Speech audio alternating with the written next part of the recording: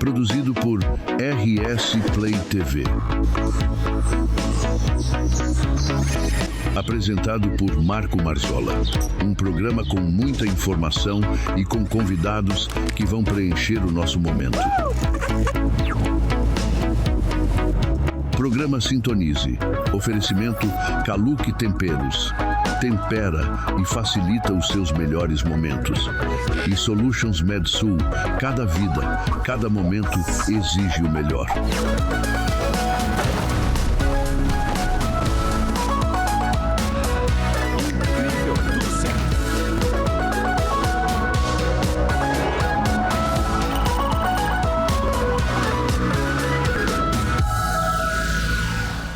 Bem-vindo a mais um Sintonize com você. Hoje nós vamos falar sobre Ayurveda, nós vamos falar sobre medicina chinesa, nós vamos conversar com a professora Fátima Carini. Fátima, seja muito bem-vinda.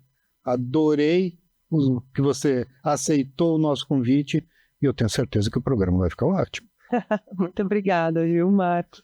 É um prazer estar aqui, né, e a gente poder conversar sobre tantos assuntos, né, relacionados com a saúde e com a vida, né, que o Ayurveda e a medicina chinesa traz para a gente, né? Então, eu estou muito feliz em estar aqui para a gente conversar sobre deixar fluir, né? Exatamente. Deixar fluir e ver no que esse programa vai se transformar, né? Eu tenho certeza que vai ser ótimo. Eu sei que você tem mestrado em nutrição. O que veio primeiro? Ayurveda, medicina chinesa, nutrição? Como que é essa mistura, né? Uhum. É muito legal que tem muitas pessoas que quando perguntam sobre o meu trabalho, eu começo a falar, né, que eu trabalho hoje muito, muito direcionado para a saúde da mulher, principalmente mulher madura por demanda mesmo. São as mulheres, né, acima de 35, 40 anos que mais procuram, né, esse autocuidado.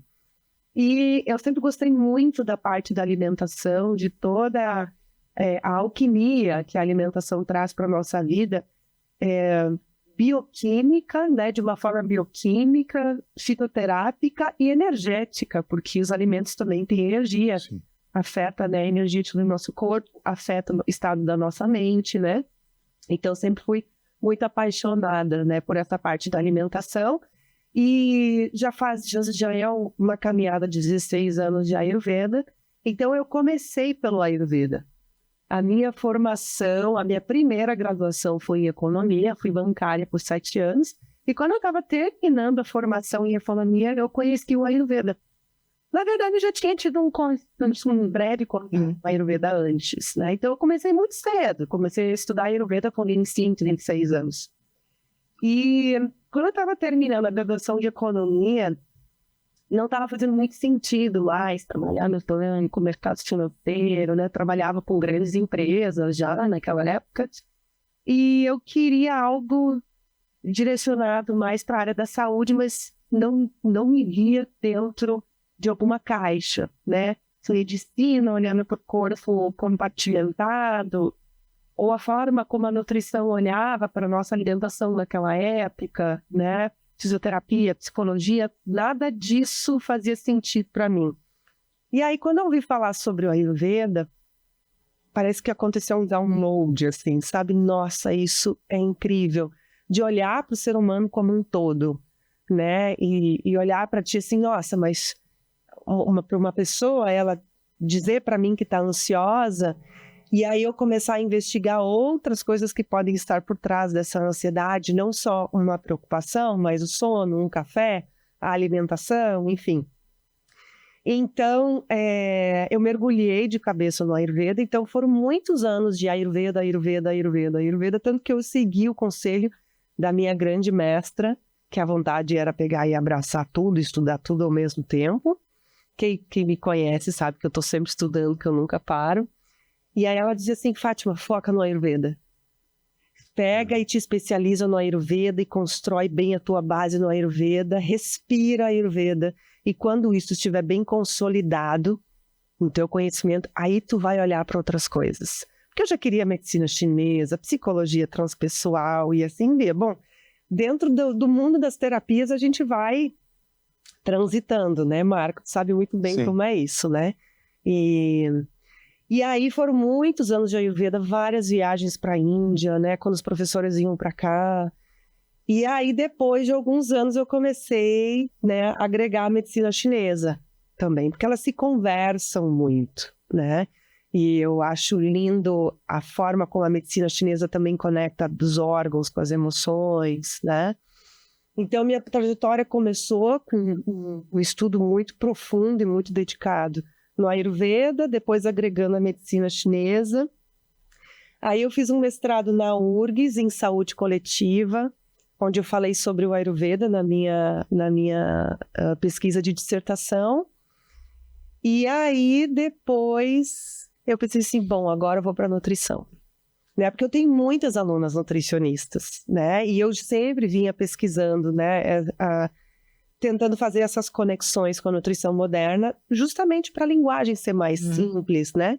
Então, no início da minha busca, meus estudos com a Ayurveda, eu achava que para as pessoas confiarem no meu trabalho, eu tinha que dar aula usando os termos em sânscrito.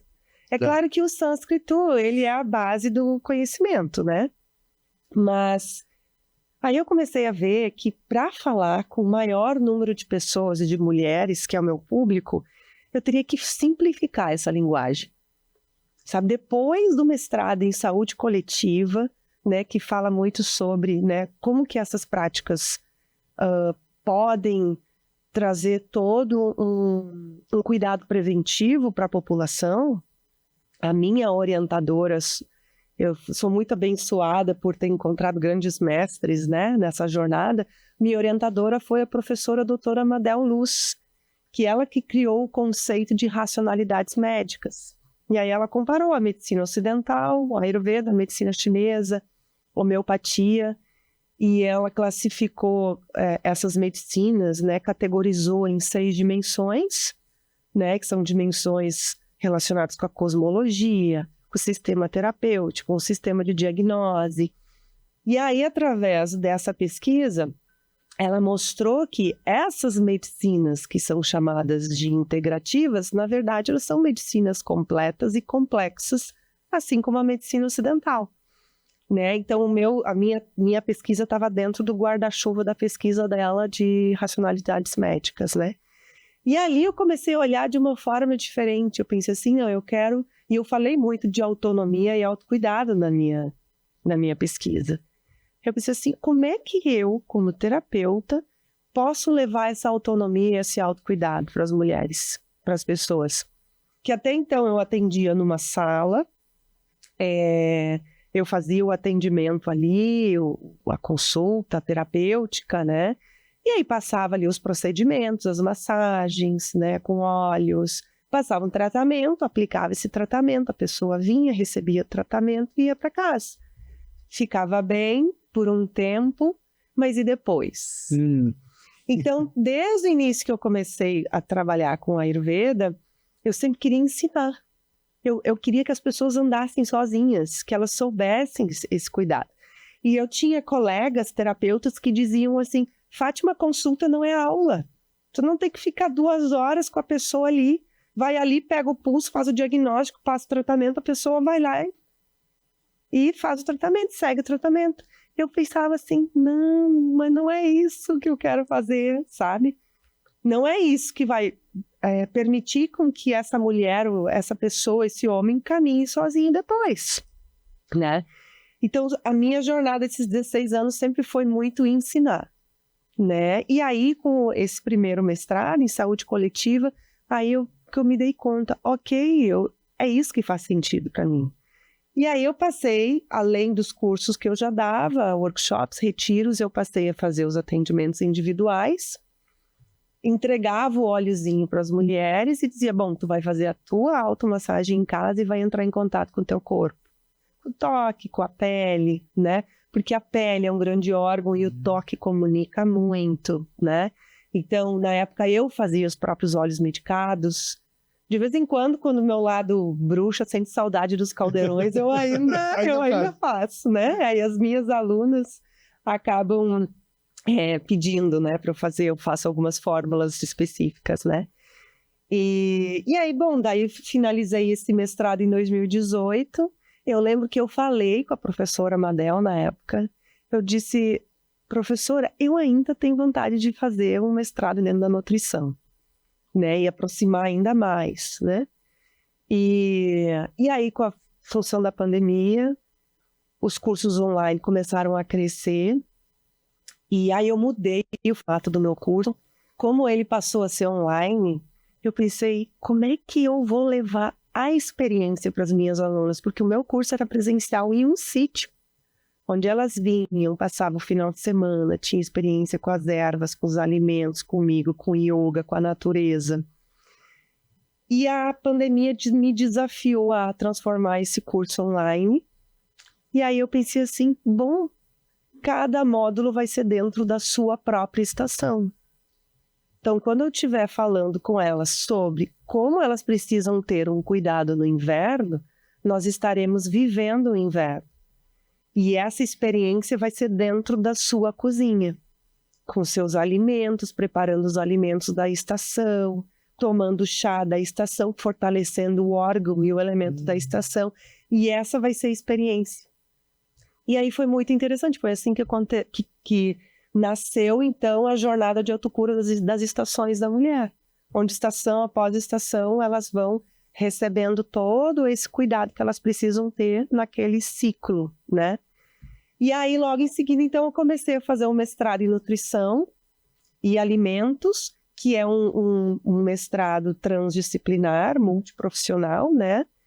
E aí, dentro do mestrado, toda vez perguntavam para mim, Fátima, tu é nutricionista, tu é endocrinologista, qual é a tua área? Eu disse, bom, eu sou do Ayurveda e da medicina chinesa. Né? E, enfim, aí eu fiz o mestrado, ele me atraiu muito porque tinha disciplinas de epigenética também, que se conversa muito com a visão do Ayurveda da medicina chinesa. Finalizei o mestrado e eu disse, bom, agora eu vou fazer a graduação em nutrição. Agora está fazendo mais sentido fazer essa integração.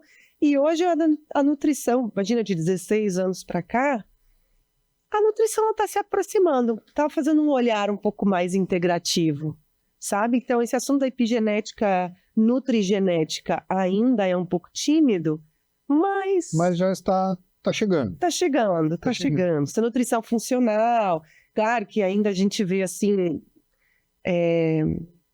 aquele pote de suplementação que está sendo passado ainda para as pessoas, né? Mas, assim, são caminhos que vão acontecendo, né? Fica ali toda mudança vai indo do 8 ao 80 até encontrar um caminho do meio. E eu acho que a nutrição moderna está nesse processo. Na verdade, tudo está sempre em processo de transformação, né? Na área da psiquiatria também estão... abraçando muito várias técnicas integrativas para dentro da faculdade, até mesmo com mestrados, com pós-graduações, de técnicas integrativas dentro das próprias faculdades, porque é extremamente importante e eficaz. Uhum. Não tem porque a nutrição, que é básico para a nossa saúde, né, não aproveitar isso, porque é extremamente... importante. E não é tão difícil quanto as pessoas acreditam, né? Uma alimentação saudável. Dá um pouquinho mais de trabalho na cozinha, na compra e tal, mas não é nenhum bicho de 7 cabeças. Sabe que eu falo muito para as minhas alunas, por exemplo, quando eu faço um programa de detox, sempre vai ser completamente alinhado com a estação. O outono é a melhor época para a gente fazer uma detox. Porque Por quê? Porque é o fim de um ciclo. Olha que interessante. Olha para a natureza. Claro que tem regiões do Brasil, por exemplo, que as 4 estações são mais marcadas, outras regiões não tantas, mas a mudança está acontecendo. O ciclo está acontecendo. A vida, ela se mantém no ciclo. Eu brinco que o ciclo das estações e do dia e da noite, que a nutrição moderna fala do ciclo circadiano, que a cada 2, 3 horas o nosso corpo libera hormônios diferentes que vão ativar funções diferentes do nosso corpo, né?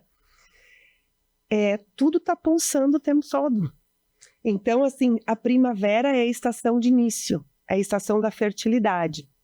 Então, é o momento que a natureza expande, aí vem o verão, vem o sol, né? Então, na primavera, o sol começa a predominar, a luz começa a predominar de novo, e a nossa energia, nosso sangue, ele está circulando mais na superficialidade, tanto que o nosso sono é mais leve no verão.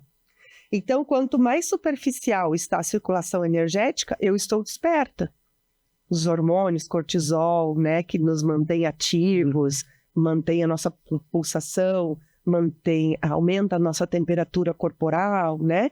A gente está recebendo as informações através dos 5 sentidos. Então, essa energia mais yang está mais ativa. Nossa energia está circulando mais na superficialidade. Então, nós estamos abertos, né? E aí, no outono, essa energia começa a fechar, assim como no anoitecer. A gente não está mais com aquela disposição como, né, a nossa energia estávamos, né, com essa disposição de manhã. Então, a gente desperta, essa energia vai abrindo, expande, né, como se nossas antenas estivessem todas abertas, recebendo informações, depois começa a fechar. Anoitecer, noite, meia-noite, energia yin. Essa energia vai para dentro. Então, se os nossos hormônios oscilam dia e noite, nas estações eles também oscilam. Tanto que a psiquiatria já fala da depressão sazonal, que em lugares mais escuros, como aqui no sul, mais cinzas, as pessoas tendem a ficar um pouco mais deprimidas por causa da ausência do sol.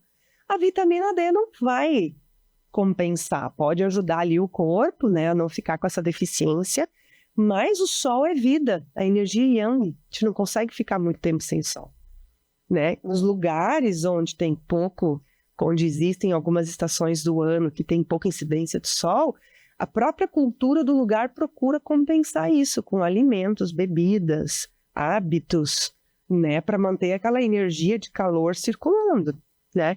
Então, se a gente for olhar para o ciclo das estações, existe essa pulsação também. Expira, abre e fecha, né? Um dos meus mestres, o Dr. Vassandlad, ele fala que na nossa respiração existem 4 tempos também. A gente inspira, faz uma pequena pausa. Expira, faz uma pequena pausa. Ele diz que nessas pequenas pausas, a gente está fazendo pequenos momentinhos de meditação, que a gente está acessando informações, né, muito sutis, muito preciosas, né? E isso principalmente na respiração consciente, né? Exato. Quando a gente está respirando normal, isso não acontece. Aquela respiração curta que gera ansiedade, que é também originada pela ansiedade, tu não acessa. E também, o próprio Yoga e Ayurveda falam que o amanhecer é o tempo de Deus e o anoitecer também é um momento de transição que há um silêncio diferente ali, que tu vai entrar em contato com a criatividade. Por exemplo, se uma pessoa precisa criar algo novo, se inspirar para escrever um texto, para criar alguma coisa, né? Para quem lida muito com a arte, ou para gente que estuda muito, esses minutos antes do nascer do sol são os momentos mais especiais que a gente dormiu, descansou o nosso sistema nervoso, e a gente está ali com nossa mente mais vazia para buscar essa inspiração. Fazer uma meditação. Desculpe cortar, mas eu vejo isso por mim. No verão, aqui no sul, o sol está nascendo ali 5 e pouco, 5 e bastante, 6.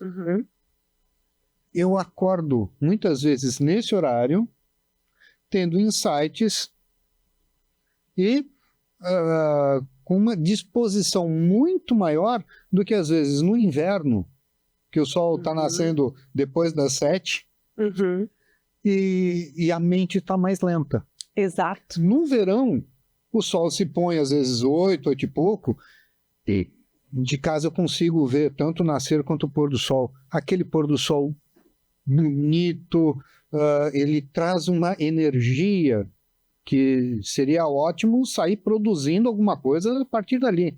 No inverno, as cores são até mais bonitas no pôr do sol. Só que ele é mais cedo e já não tem aquela energia, a gente já não tem tanta vivacidade. Olha que interessante, Marco. Por isso que é muito importante a gente alinhar os nossos hábitos de acordo com as estações e os ciclos da natureza. Por quê? O inverno é a estação mais yin, ainda mais aqui no Rio Grande do Sul, né? Santa Catarina, Paraná, né? São Paulo já não é tão frio. Então é bem a energia do fechamento. E não está nem tão relacionado com temperatura. Não, mais lenta a energia mesmo. É a sazonalidade mesmo. É a sazonalidade mesmo. Claro que o frio faz a nossa energia entrar, né? E olha que interessante que o Ayurveda Mas um bom agasalho de chocolatinho quente supre isso, ou não?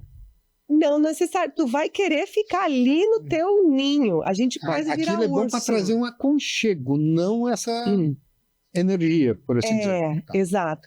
Porque o que acontece? O sol ele vai estimular a nossa circulação, né? No verão a gente dorme menos. Por isso que quem não fez um repouso, um descanso, quem não regulou o seu sono no inverno, e tem muitas mulheres que se queixam, vão se sentir num arrasto no verão. Ai, tá quente, eu fico com preguiça, eu não durmo direito, eu não consigo pensar direito. A qualidade do sono no verão é pior do que no inverno. Está relacionado com o inverno. Por quê? A medicina chinesa fala que cada órgão está mais forte e precisa ser nutrido na sua estação. Claro que a gente vai cuidar, os rins, por exemplo, são os órgãos mais importantes considerados na medicina chinesa. Eles são a origem do yin e yang. O rim direito está muito mais ligado com a energia yang e o esquerdo com a energia yin. E os sintomas da menopausa da mulher, por exemplo, estão muito relacionados com a fraqueza dos rins. E aí o que acontece? No inverno, a própria estação nos convida a isso, porque a gente tem uma vida, a rotina é igual o ano inteiro. E aí, eu tenho que acordar às 7, trabalhar, chego às 7 em casa, até jantar às 8 horas, até eu dormir às 11 horas da noite. Mas o dia é mais curto no inverno e a noite é mais longa. O que a natureza está nos dizendo? A gente precisa dormir mais no inverno. E a gente sente isso, mas a gente tem que lutar contra essa energia, porque a gente tem que continuar trabalhando, né? Então, eu falei ali do amanhecer e do anoitecer, a mesma coisa acontece nas estações. O outono é o momento que a energia começa a ir para dentro, também é um ciclo de transição. Então, o que a natureza está fazendo? As folhas estão caindo. As folhas caem e a seiva da árvore vai para dentro e ela se preserva ali, não só para se proteger do frio do inverno, mas ela está se renovando. E no inverno acontece a mesma coisa com a gente. O ideal seria, faz uma limpeza no outono, depura toxinas que a gente acumula no verão, porque o calor faz com que a nossa digestão fique mais fraca. Se a gente se cuidou, não. Né? Eu não chego cheio de toxinas no outono. Mas muitas vezes as pessoas chegam cheias de toxinas, de alergias respiratórias, alergias de pele, queda de cabelo, insônia no outono, porque já está acumulando um desgaste de estações anteriores. E aí o nosso corpo ele vai fazer essa limpeza interna, se a gente ajudar ele a fazer isso. As árvores estão soltando as suas folhas. Chega o frio, a energia vai para dentro, né? Então, essa energia, ela vai nutrir profundamente os nossos órgãos internos. Então, a estação que o nosso corpo mais tem capacidade de se regenerar é o inverno. Olha que incrível, a gente fala muito no ciclo circadiano, quanto que aquelas horas antes da meia-noite são essenciais para a regeneração e reparação celular, sistema nervoso, fígado, sangue. A nutrição do sangue acontece de noite, enquanto estivermos dormindo.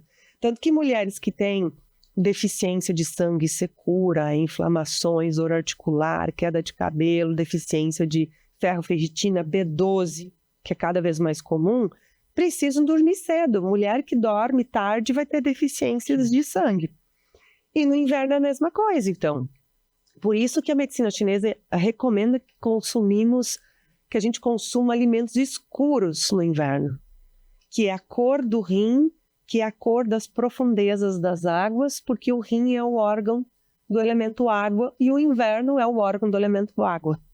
Então, o escuro é a energia yin, e essa sensação de lentidão é pela predominância da energia yin, do escuro, do frio e do elemento água.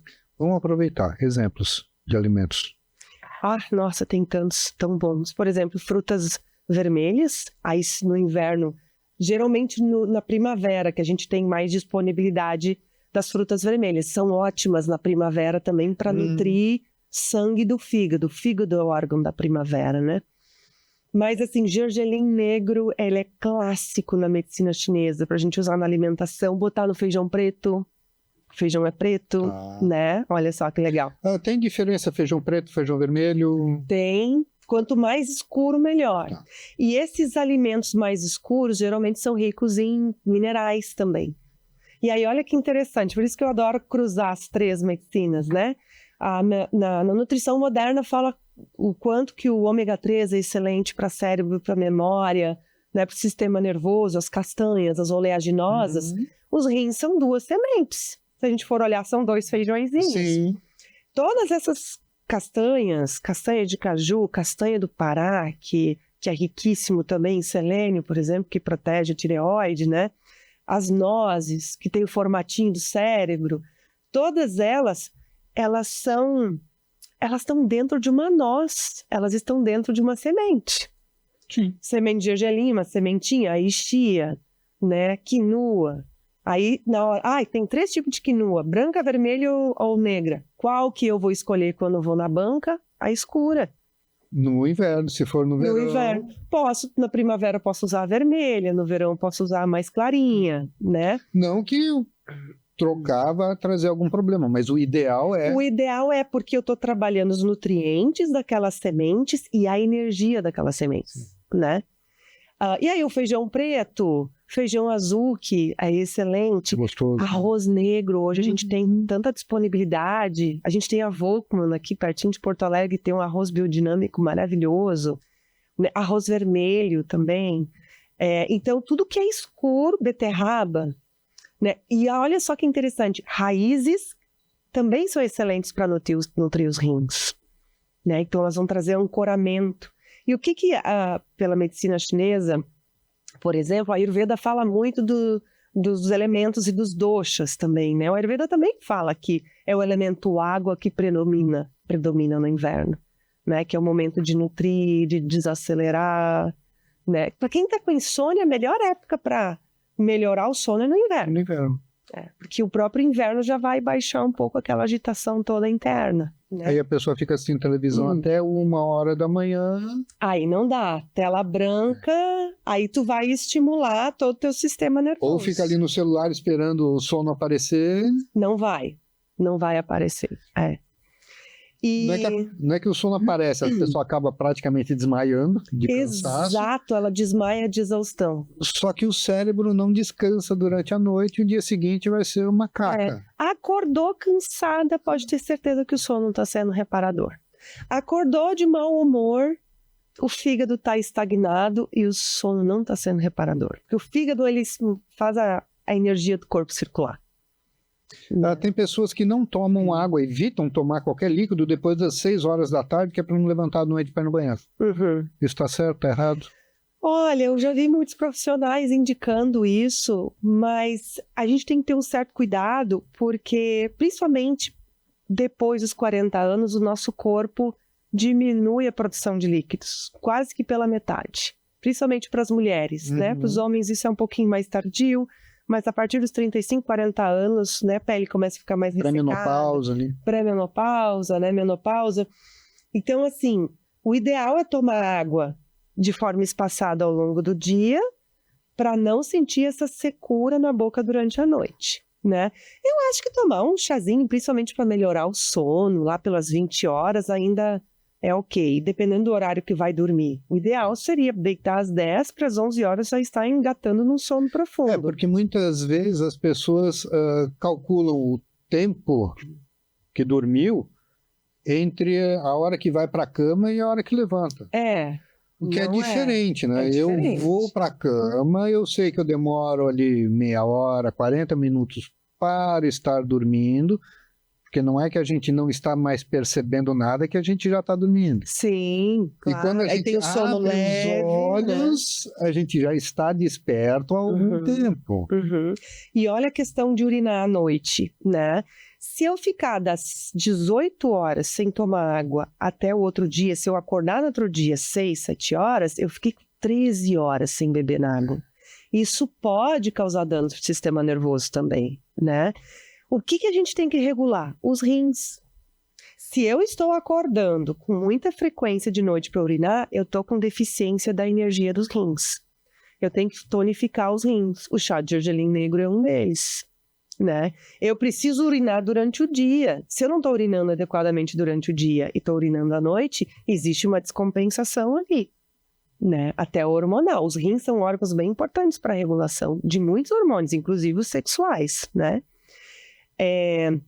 Então, assim, não adianta eu só evitar. Por exemplo, eu tô com os rins fragilizados. Aí eu vou ficar 13 horas sem tomar água. Vou ficar com o estômago cada vez mais seco. Isso vai gerando ali um estresse no meu estômago, que tem uma ligação direta com os rins também, e aí vai afetar o meu sistema nervoso. Posso começar a ficar com cada vez mais falta de memória, que a memória está diretamente ligada com os rins também. Então, os rins, eles são órgãos, assim, de profunda nutrição. Eles são diretamente ligados com a nutrição de ossos, medula, cérebro, sistema nervoso, sistema reprodutor, protegem o coração, né? Então, tanto que existe uma troca sanguínea direta entre coração e rins, né? Então, se a pessoa lembrar de tomar água, ela vai lembrar de muito mais coisas. Vai lembrar de muito mais coisas, Mas, assim, outra coisa que é extremamente importante. A primeira coisa que a gente tem que acordar de manhã, o Ayurveda diz, raspa a língua, tirar as toxinas que foram liberadas, né, do estômago ao longo da noite e tomar 2 copos de água. Eu indico para tomar 2, de água quentinha. Se puder botar umas gotinhas de limão, uma lasquinha de gengibre, um pouquinho de erva doce, aí eu indico de acordo com a estação, né, para despertar a digestão com gentileza. Eu não indico sair tomando shot em jejum, depois de ficar 12 horas, né, sem beber nada, e entrar com shot com gengibre, com própolis, com cúrcuma, com limão e pimenta e não sei o quê. Eu já vi pessoas indicando shots bem fortes que você faz à noite e deixa na cabeceira da cama. Nossa! Abre o olho, toma aquilo e depois... Isso queima o estômago. Eu já tive alunas, dentro da minha mentoria, eu faço atendimentos individuais ainda, que eu só disse para uma aluna assim, fica um mês sem tomar o shot. Estava com uma gastrite, uma azia, assim, há 1 ano, estômago fervendo. Aí ela foi me dizer o que ela estava tomando. Ela estava tomando várias coisas ao longo do dia, suplementos, shots. A comida era um coadjuvante ali na história. Né? Eu só disse, tira tudo isso, começa a tomar água quentinha, come comida de verdade, come mais sopinha, mais caldos. No mês seguinte, ela disse, não tem mais gastrite. Resolveu. Não sei mais. O que a gente pode fazer aí de novo que resolveu o meu problema? Porque é comum nos shots ter muita coisa que é agressivo para as nossas mucosas. Picante, azedo. E aí não vai agredir só o estômago, vai agredir o fígado também. Porque a gastrite é o fígado que está muito quente e está agredindo o estômago. Então eu posso ter gastrite nervosa, porque se eu fico muito estressada, o fígado vai ficar muito quente. Né? E às vezes não precisa nem ser uma gastrite, uma leve azia. Exato. Muitas vezes está ligada ao sistema emocional, psicológico. O refluxo também. E aí, assim, o sistema nervoso vai afetar a energia do órgão e a nossa circulação energética vai ficar presa, né? Vai ficar estagnada. Por exemplo, se eu estou sempre tensa, preocupada, estressada, ou tenho tristezas, mágoas guardadas, né? Essa energia não circula, porque está preso. O que vai acontecer? A gente sente até fisicamente, quando a gente começa a perceber, começa a ter um autoconhecimento, a gente sente aonde que está presa a energia. Exato, né? Exato. E aí, essa emoção, por exemplo, mesmo a tristeza, que é uma emoção do elemento água, que tem uma energia de água parada, mais fria, mas quando ela fica muito tempo estagnada, vai mexer com a energia dos pulmões e ela se transforma em ansiedade. E ela se transforma em raiva, em irritabilidade, porque a energia está presa e tem um vulcãozinho ali se formando. Né? Então, por isso que existem diversos tipos de depressão que precisam ser tratados. E aí a pessoa vai tomar um omeprazol que não resolve. Mas não resolve, vai só enfraquecer mais a digestão. Sim. E aí quando as minhas alunas me perguntam, como é que eu faço para melhorar a gastrite? Tem que cuidar do fígado, tem que fortalecer os rins, tem que nutrir os líquidos orgânicos, né? Como a gente falou, essa questão do sono, de tomar água, tu vê para onde que a gente vai, Sim. né? Não é assim tão simples, sim ou não. Se tá urinando demais durante a noite, tem que fortalecer os rins. Tem que tomar água aos pouquinhos ao longo do dia e água morna. Porque a água quentinha, ela por si só ela já está limpando os canais. Porque os nossos canais vão ficando bloqueados por acúmulo de toxinas por uma má digestão. Ou toxinas emocionais. Se eu estou ruminando um monte de emoções, a minha digestão vai enfraquecer. Porque a digestão acontece no corpo inteiro. Não é só no estômago ou no intestino, né? E o que eu falo muito para as minhas alunas é comer alimentos mais cozidos, mais molhadinhos e mais caldos. Para nutrir os nossos líquidos orgânicos, por exemplo, tenho secura na boca. Quem geralmente acorda de noite com a boca seca ou acorda de manhã com a boca muito seca, lábios rachados, que mostra desidratação, se a boca está seca, o estômago também está. Os rins estão deficientes, né? O intestino também está seco. Porque não vai ficar um lugar só. A boca está só mostrando como é que está, né, nossos órgãos internos.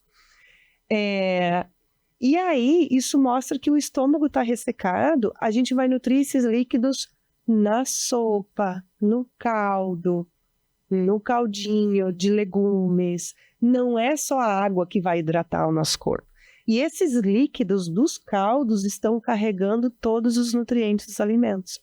Que às vezes as pessoas dizem assim, tá, mas se eu ficar cozinhando demais os legumes, não vai perder os nutrientes? Não, tá tudo ali no caldo. O Ayurveda trabalha muito com caldo. Medicina chinesa também. A gente vai para a Ásia e se pergunta por que as pessoas são tão longevas. E na Ásia as mulheres asiáticas são as mulheres que menos têm sintomas de menopausa. A quantidade de sintomas são menores e a intensidade é menor. Porque eles têm muitos mais alimentos em formas de caldos, consomem muito mais oleaginosas, feijões de fácil digestão, grãos, legumes, né? Diferentes tipos de arroz, eles consomem muito arroz. Aqui a gente cria um pânico do arroz. A gente tem que ter medo de comer esses alimentos de pacotes, alimentos industrializados, Sim. Pão industrializado. Às vezes a pessoa está comendo ali uma torradinha de pão industrializado, que integral só tem no pacote, e tem medo de comer um arroz de qualidade.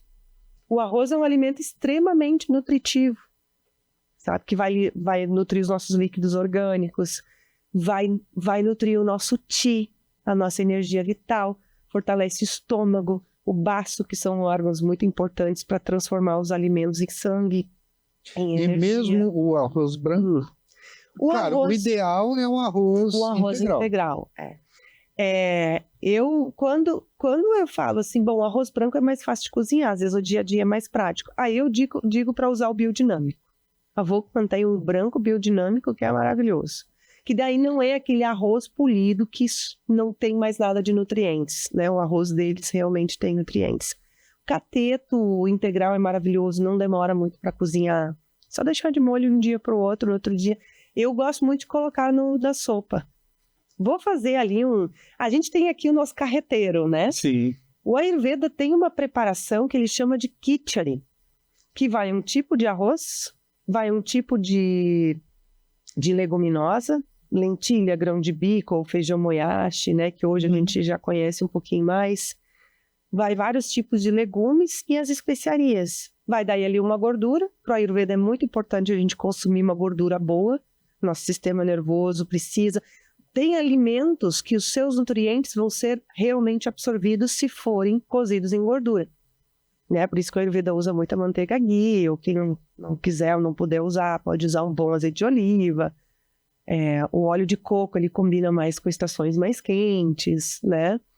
A gente precisa de gordura para absorver certos nutrientes, senão a gente não absorve. E nosso corpo vai ficando seco por dentro. Tem gente que acha, às vezes, que parar de comer gordura tá tendo uma alimentação saudável. Sim.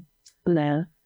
Então, esse kit eu brinco, é como se fosse um carreteiro, né? Quem come carne quiser colocar ali uns pedacinhos junto. E o moyashi não é um tipo só. específico de feijão, é o broto de feijão, né? Não, ele é o feijãozinho verde. Ah, tá, ele é... Na culinária japonesa usa muito o broto.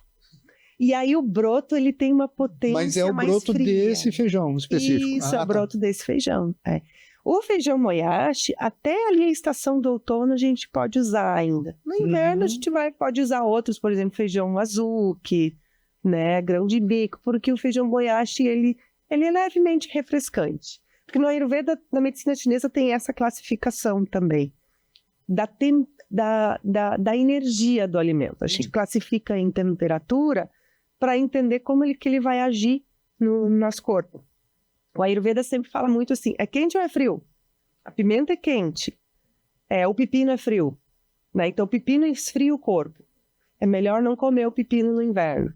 A pimenta, ela é quente. Se eu quero estimular um pouquinho mais a digestão, eu quero aquecer mais o meu corpo, daí a gente usa gengibre, canela, cravo para aquecer nesse frio, né? Ajuda a tirar a umidade do corpo. E a medicina chinesa eu acho muito interessante que ela tem mais classificações, né? Então, tem o frio, tem o fresco, tem o neutro, tem o morno e tem o quente. Né? E aí, os alimentos são classificados nessas temperaturas. Eu sei se esse alimento vai aquecer ou esfriar o meu corpo. Então, se eu estou com a digestão fraca, quer dizer que meu estômago está frio. Sabe aquela sensação? Vou tomar um copo de leite gelado.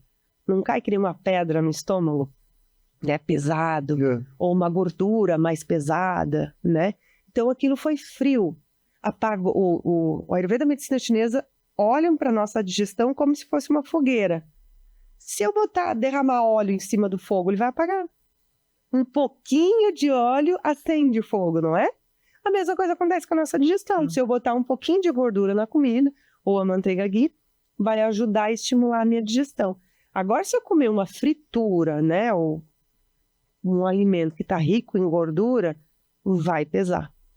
E aí, o que a gente busca? Vou buscar um chá digestivo, mastiga um pedacinho de gengibre. Já deixo uma dica aqui. Comeu alguma coisa, pesou no estômago, mastiga uma lasquinha de gengibre.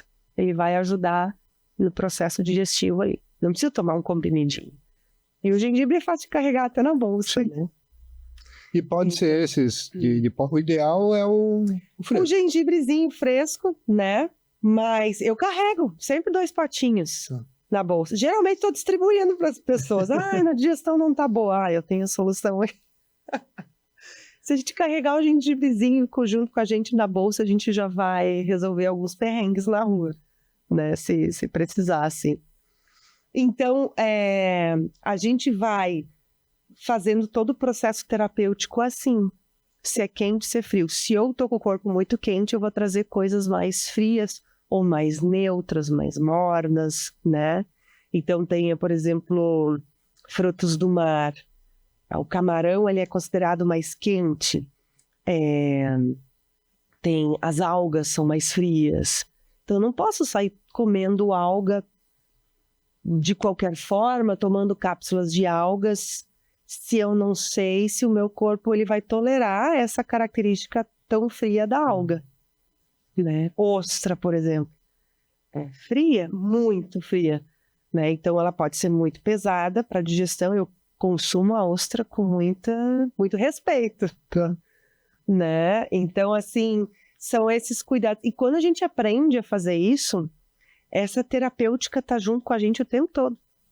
Eu tenho um professor maravilhoso, que foi meu primeiro professor que eu tive na Índia, que ele ensinou o beabá para a gente, com uma linguagem muito simples. E ele dizia que quando a gente entende esses princípios do Ayurveda, né, e eu integro com as da medicina chinesa, a gente vai saber cuidar da nossa saúde em qualquer lugar do mundo.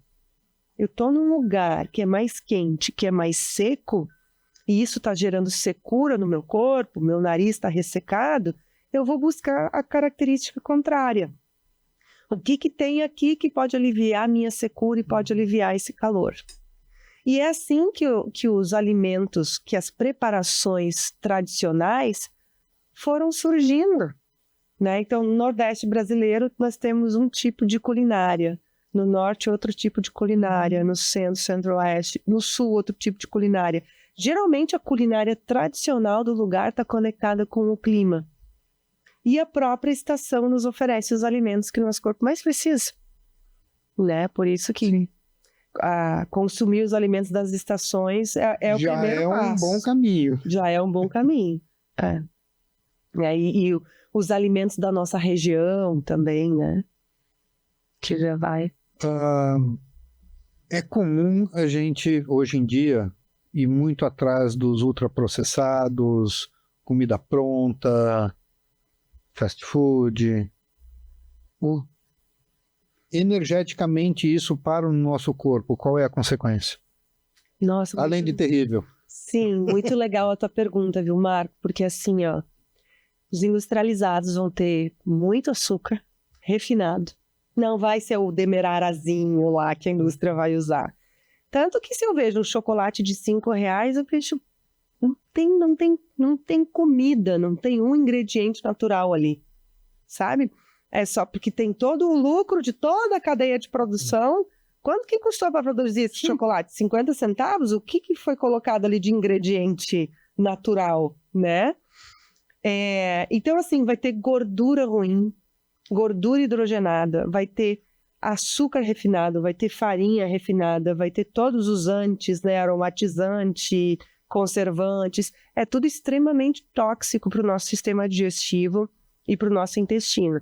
E está super comprovado pela medicina moderna, pelas pesquisas modernas, o quanto que esses alimentos são inflamatórios, inflamam o intestino, e isso afeta diretamente a nossa saúde mental, né?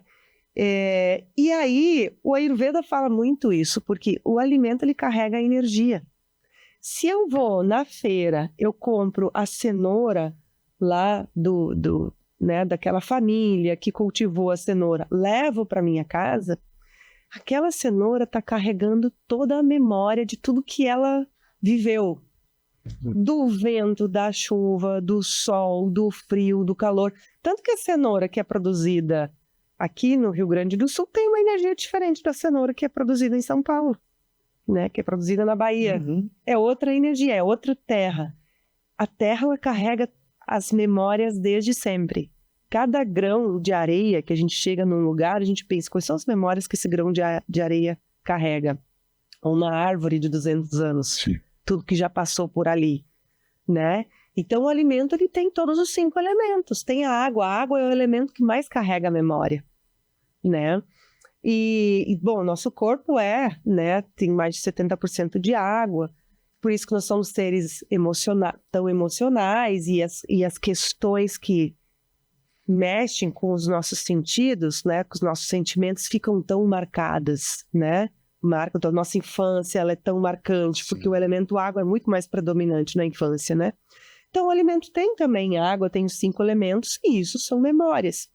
Então, como foi cultivado, como foi plantado, como foi colhido, como chegou até ti, como estava o teu estado emocional energético quando tu comprou e quando tu preparou. Que isso faz diferença. Então, tu preparar um alimento com raiva, tu vai consumir aquela energia. Tá com raiva? Deixa aquela raiva passar, não mexe na comida e nem come. Porque tu tá digerindo aquela raiva. Se tu for comer alguma coisa, às vezes tu tá com raiva, aquela coisa entalada aqui, né? Não. O corpo tá dizendo, não é momento de comer. Tem pessoas que perdem completamente o apetite até, né? E aí... E tem pessoas que comem compulsivamente também. Sim. Que daí é outro gatilho emocional. Estava conversando sobre isso esses dias com as minhas alunas que estão fazendo agora o desafio detox, que é a pessoa que vai comer por compulsão é porque ela tem um vazio interno. Aquela situação que aconteceu com ela mexeu com um gatilho de falta. E aí e o que é o doce? O sabor doce está muito ligado com o afeto. O elemento água, ele é nutrido pelo sabor doce. Só que é pelo cereal, pelas raízes.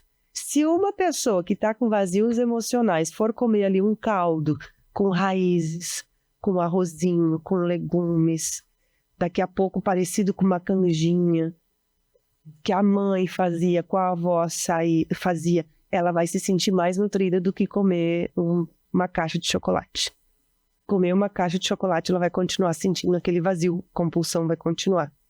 Me veio agora, num momento desse, a pessoa ainda enfia a cara num pote de sorvete de chocolate. É doce, mas o frio vai... o frio vai estagnar mais a energia dela. Vai travar mais ainda. Vai travar. Porque a nossa digestão e a nossa organização de pensamentos, a nossa organização emocional depende muito da nossa circulação de energia. Se eu for comer essa concentração de gordura hidrogenada com açúcar e gelado, vai ficar mais estagnado aqui ainda. Vai sobrecarregar mais o fígado, né? E os órgãos estão diretamente ligados com as nossas emoções. Se eu tô com o meu corpo intoxicado, a minha digestão aqui, estômago, intestinos, fígado bloqueada, eu não vou ter clareza mental. Isso vai virar toxinas, esse alimento vai mal digerido para o intestino, lá a gente reabsorve, começa a bloquear, nosso corpo é feito de canais. Vai bloquear os microcanais, vai bloquear os canais do sistema nervoso, vai bloquear a comunicação entre as células. O problema autoimune começa assim. A célula está bloqueada por essas toxinas e não tem mais comunicação de dentro para fora com as outras células, né? E aí o corpo começa a se autoagredir. Começa no emocional, com o estilo de vida, com os hábitos de vida, está tudo junto ali. E aí, fazendo ali a ponte com os alimentos industrializados, então qual é a energia que um alimento industrializado está carregando? Se eu industrializo um alimento, estou fazendo ali uma bolachinha que tem aveia, que tem um trigo de qualidade, eu estou fazendo um alimento de verdade porque eu tenho um propósito. Eu quero realmente alimentar as pessoas com esse alimento que eu tenho capacidade de produzir em larga escala. Não tem conservantes, ou um conservantezinho assim, às vezes tem os orgânicos que até né, são autorizados a ter algum conservantezinho, mas ele tem ingredientes de verdade.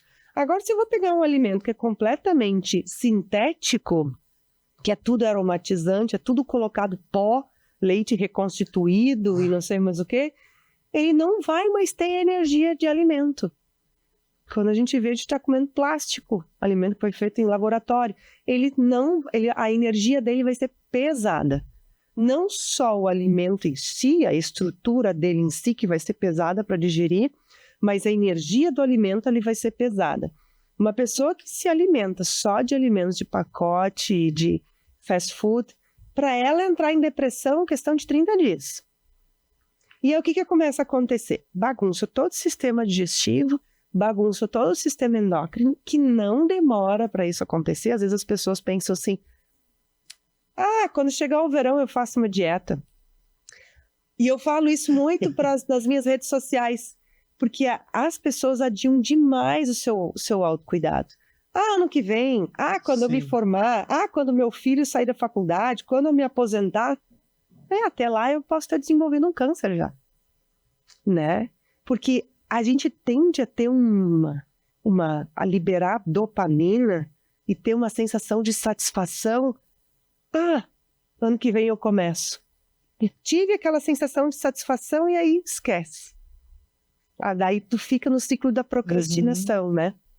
Então, isso é muito perigoso, porque eu continuo naqueles mesmos hábitos, vai criando cada vez mais um ciclo vicioso e eu não consigo sair.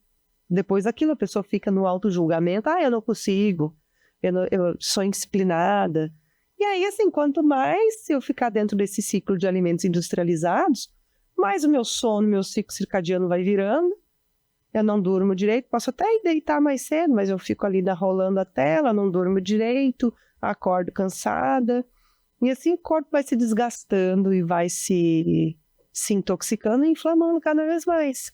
Não é de um dia para a noite que aparece uma pedra na vesícula, por exemplo. Demora. Que eu vejo, às vezes, as pessoas dizem assim, surgiu uma pedra na vesícula. Não, ela já estava 10 anos ali. Você está cultivando ela faz tempo. A arteriosclerose está mais que comprovada que ela pode começar lá nos 20 anos. Sim. E a pessoa só manifestar ou isso aparecer nos exames aos 40, aos 50. Sim. Né? Não, mas eu tenho uma boa e uma má notícia. A má notícia é que adiantaram o relógio ali e o nosso programa está terminando. Mas a boa notícia é que tem tempo para você dar aquele recado que quem está ali nos assistindo está esperando. Deixa eu pensar.